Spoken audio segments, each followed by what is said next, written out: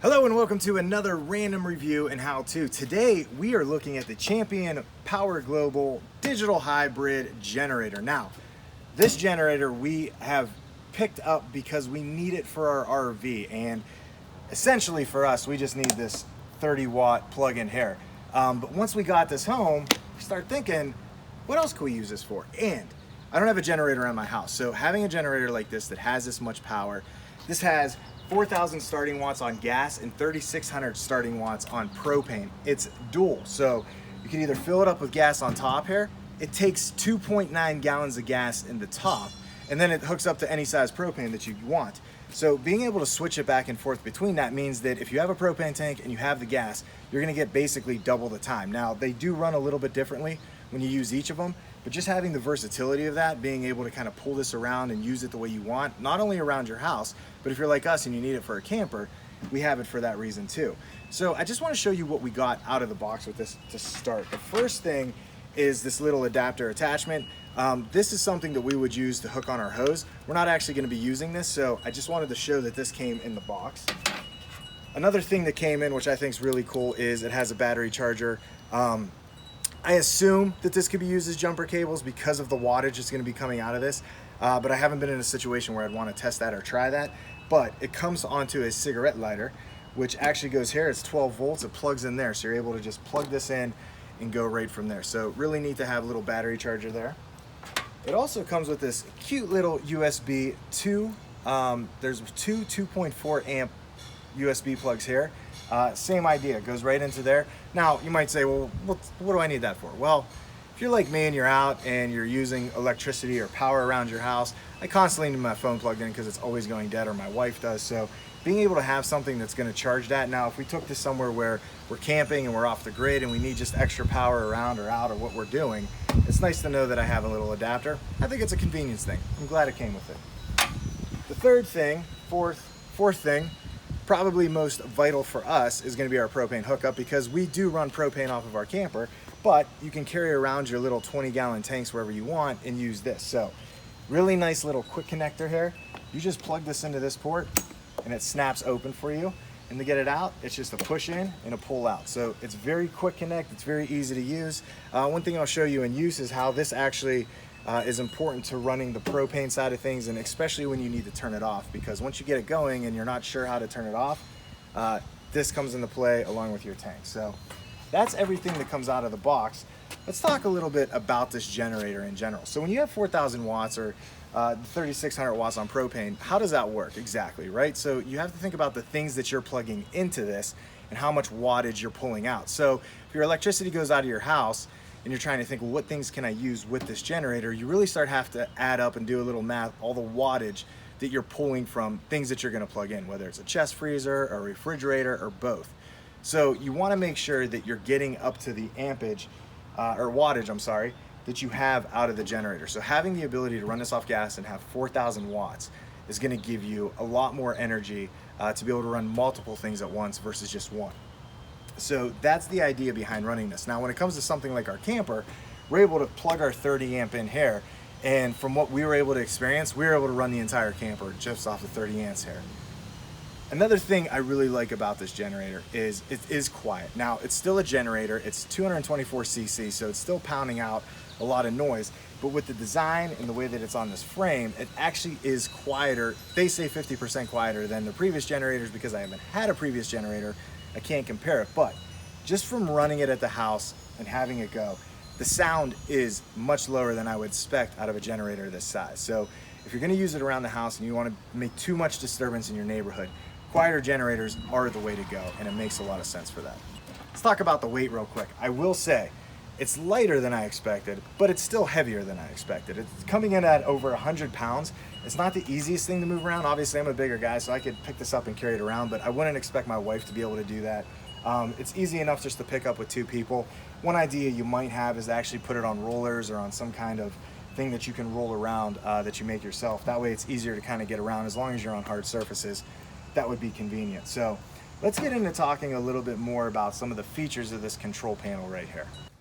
So here we are looking at our control panel. So we're just gonna start left to right here and kind of explain what everything is. This is gonna be your choke. So you're gonna use your choke in three different ways pretty much. So if you're running on gas, you're gonna pull your choke all the way out when you start it. And when you're starting it, this is your lever to pull, but you're gonna actually be able to prime this by pulling this 5 times. So it might start the first time around. I've seen that happen myself, that I've pulled it and it just goes. But if you wanted to prime it, you can just pull this out and it'll actually prime up the entire system. But for gas loading, so we're using the gas on top, we're gonna pull it all the way out. If you're gonna do propane, you're gonna put it in half and you're gonna feel it kind of stop and click in. So that's gonna be our propane. And then when you want it to run, push it in all the way. So when we go to when we're actually using, so if we're using propane versus gas, there's this nice little switch here. So when this is up, you can see it's pushing down this little middle piece. That's telling us that we're running strictly off of gas. When we want to run propane, we turn this to the left and this little knob comes up and then we're able to go off propane. So you can't run both at the same time, obviously, but that's just showing you how those two parts work.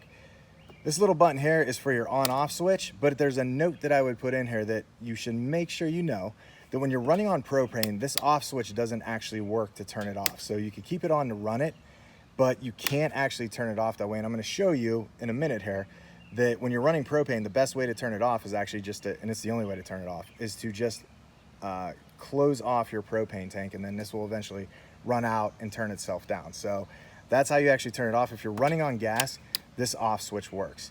Here's your eco button. Again, your eco is gonna actually kind of bring the engine back when you're not pulling as much energy. It's gonna quiet it down, but it's also not gonna draw as much energy as it would if you have it just running full cycle. Down here, this is our 12 volt DC 8 amp automotive plug. The cigarette lighter, as I like to call it. It's gonna give you 12 volts of DC and 8 amp electric loads. So that's what we get out of here. Down here is your actual ground wire. So this is a ground terminal. You're gonna wanna make sure that you work with an electrician unless you know what you're doing in that area to actually ground this thing out. One note I'm going to make about this is when we're using it for the camper, we actually have a surge protector that we plug in to all of our electrical hookups. So when we got this, I plugged it in here and the surge protector gives me an error that lets me know there's an open ground. And the reason that is because a lot of generators aren't actually grounded off, even though there's a ground wire in the back, which I'm going to show you.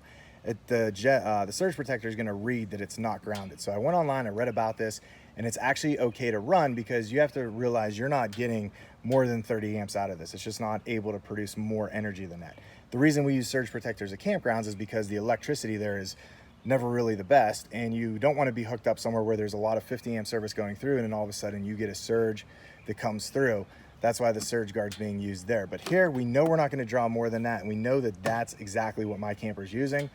So I just plug right into this when I'm using my camper. Now they do make, there are some how-to videos online of showing you how you can actually ground one of these by making like a plug that goes in here that actually grounds itself. And there's other ways for you to actually attach into this and ground it into the ground, but I didn't get into any of that because I just honestly didn't want to be bothered, and just reading that it was okay to do it this way is what I did. So here you have your Paralinks, and these are going to be used for parallel operations. So there's a parallel kit that's sold separately. I don't have one, but if you wanted to actually link this together with other generators, this is where you would do that. So you actually plug your wires into there, and then you can hook these things together. So you kind of daisy chain them together, if you will. If you've ever worked with speakers, that's the kind of term that we use. These here are your circuit breakers. This protects the generator against electrical overloads. That's another peace of mind that I had about the 30 amp service, is knowing that there's breakers within here and they're gonna trip if necessary. Here is your indicator light. So you have an output indicator light. This remains on green the entire time it's on. When the generator goes off, it'll turn off.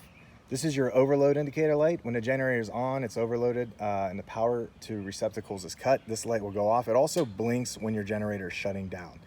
So you'll see that in operation. And then down here you have your oil warning. So when your engine's on, this will shut down and not run. You can check here, this is gonna give your oil level light there. So here we have our 20 volt AC 30 amp RV. This is a power electric supply operation of 120 volts AC 30 amp. It's single phase 60 hertz electrical loads. And then here you have two 120 volt AC 20 amp may be used to supply electrical power for operation of 120 volt AC 20 amps single phase 60 hertz electrical loads. So you have your plugs there, 3 different ones. I've been able to use my 30 amp and then have some other things, small things, fans, a few tools here plugged into this, and it handled all of it beautifully. If we move over here, you can see this is where your oil goes in. So this is just a quick turn knob. Always want to tighten this by hand. If you pull this out, you'll see that I've already actually filled this. and it has your little full indicator there. Here's a look at your left side of the generator. Just once again telling you it's 4,000 starting watts, 3,500 running watts on gas, 3,600 starting watts, 3,150 running watts on propane. The other nice thing, again, it's the simple things that I like. This shows you your steps for starting and the things you want to make sure you don't do. So here it says always check your oil, and then turn on your gas or your propane. Make sure you have your propane open, and then go ahead and turn on your power, pull your choke, start it, push your choke in, and then plug in. So the key here, and this is something that's in the manual, is you want to make sure that once you get a generator like this going, you let it idle for a little bit. I like to wait 2 to 3 minutes. I let it idle. That's actually building up energy inside. And then once you have that, you can plug in. The other thing you want to make sure is before you shut it down, that you unplug everything. So unplug everything, I let it idle again, then I power down. But if I have my propane going, I again have to make sure that I turn it off. That's the only way to power it down with propane. On the back side here, you can see all of your back connections. This is where your exhaust is coming out of. This whole area gets very hot, something you want to avoid touching. Here's your ground wire in the back, but again, this is not going to ground out the outlets if you're using a surge protector. So just one of those things to note, that it doesn't actually do it from there. Here's your air filter, and it's easy access here. This just pulls off, and then inside of this, there's a little foam filter that pops out. I'm not going to pull it out, but it is super easy to get to. You can see down here, there is a little screw to pull off if you want to go ahead and change your air filter, but it's just a quick disconnect on the top side there. And then you can kind of see where everything else is inside of that. And then this is just a look at the right view.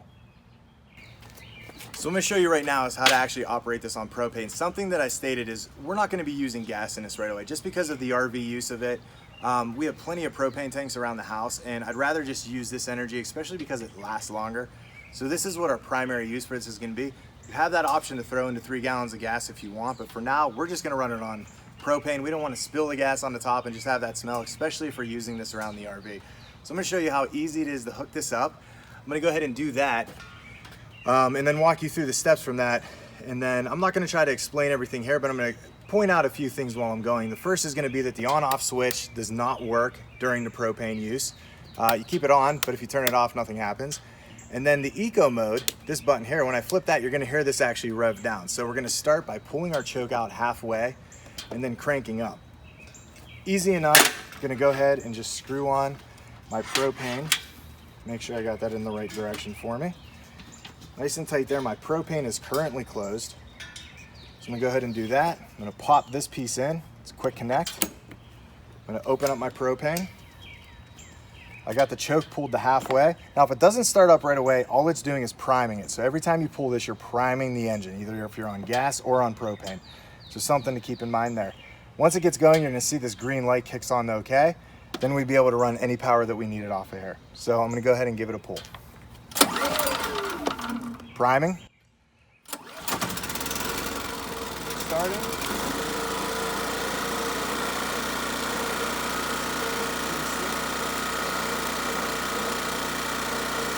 I'm going to go ahead and turn on the eco mode. You can see how quiet it is. It's one of the really nice attributes of this.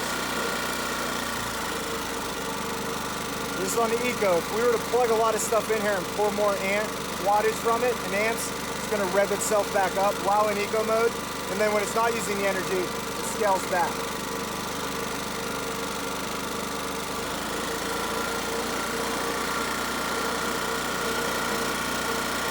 So now to turn it off, all we have to do is screw down the propane.